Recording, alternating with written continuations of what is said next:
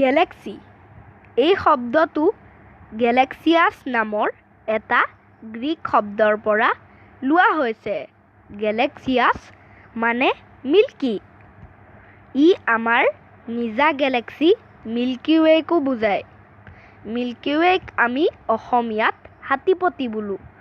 মহাকৰ্ষণ শক্তিৰ ফলত বান্ধ খাই থকা নক্ষত্ৰ, বিভিন্ন গেছ আৰু ধূলিকণাৰ সমষ্টিকেই গেলেক্সি বোলে। এখন গেলেক্সিত অতি কমেও 1,00,000 কোটিটা নক্ষত্ৰ থাকে। গেলেক্সিসমূহ সাধাৰণতে 4 ধৰণৰ হয়। স্পাইৰেল গেলেক্সি স্পাইৰেল গেলেক্সিসমূহ ঘূৰি থকা চেপেটা কাঁহী আকৃতিৰ গেলেক্সি। স্পাইৰেল গেলেক্সিসমূহৰ অতি কমেও 2টা স্পাইৰেল বাহু থাকে।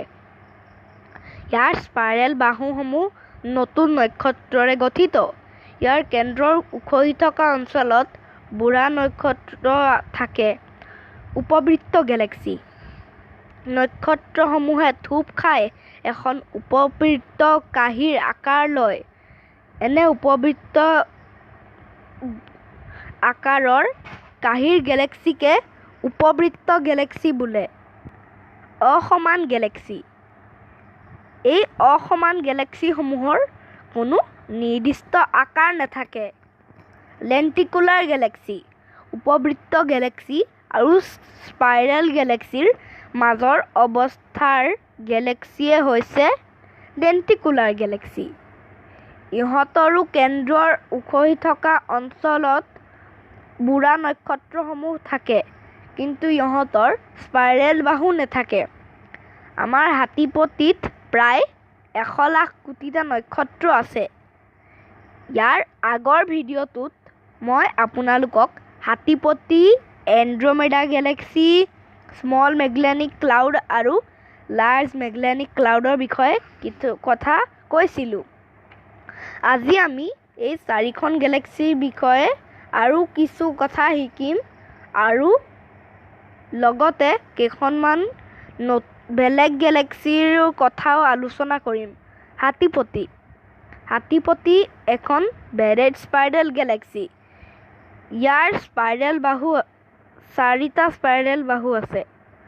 মই কৈছিলোঁ আমাৰ সৌৰজগতখন হাতীপতিৰ অৰিয়ন বাহুত অৱস্থিত। হাতীপতিৰ আটাইতকৈ পুৰণি নক্ষত্ৰটোৰ বয়স 13.6 লাখ কোটি বছৰ। হাতীপতিৰ ব্যাস প্ৰায় 18 অযুত আলোকবৰ্ষ। আমাৰ হাতীপতিৰ মাজৰ উখহি থকা অঞ্চল প্ৰসাৰিত হৈ আছে। সেইবাবে ইয়াক বেৰেড স্পাইৰেল গেলেক্সি বোলে। মহাকাশত আৰু বহুতো বেৰেড স্পাইৰেল গেলেক্সি আছে। বেৰেড স্পাইৰেল গেলেক্সি এখন স্পাইৰেল গেলেক্সিয়ে হয়।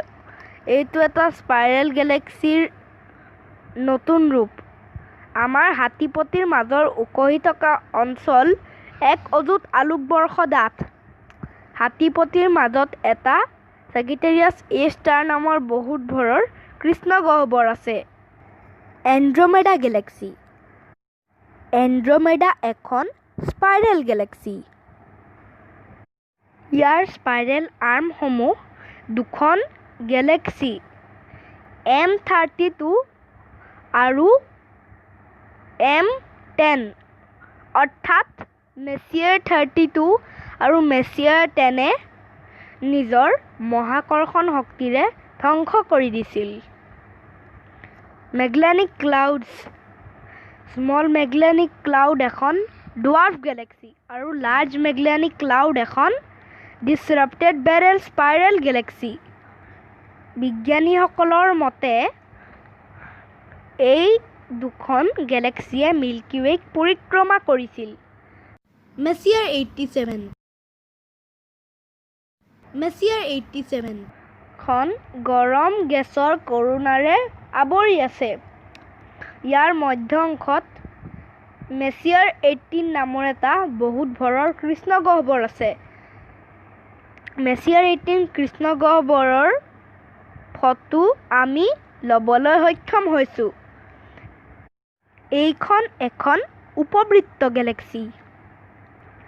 চম্বেৰো গেলেক্সি।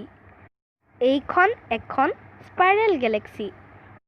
এই গেলেক্সিখন চম্বেৰৰ হেতৰ দৰে হয়, ট্ৰায়েঙ্গুলাম গেলেক্সি।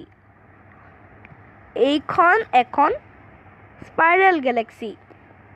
এই গেলেক্সিখনৰ মাজৰ অংশ গেছ আৰু ধূলিৰ নেবুলাৰে গঠিত।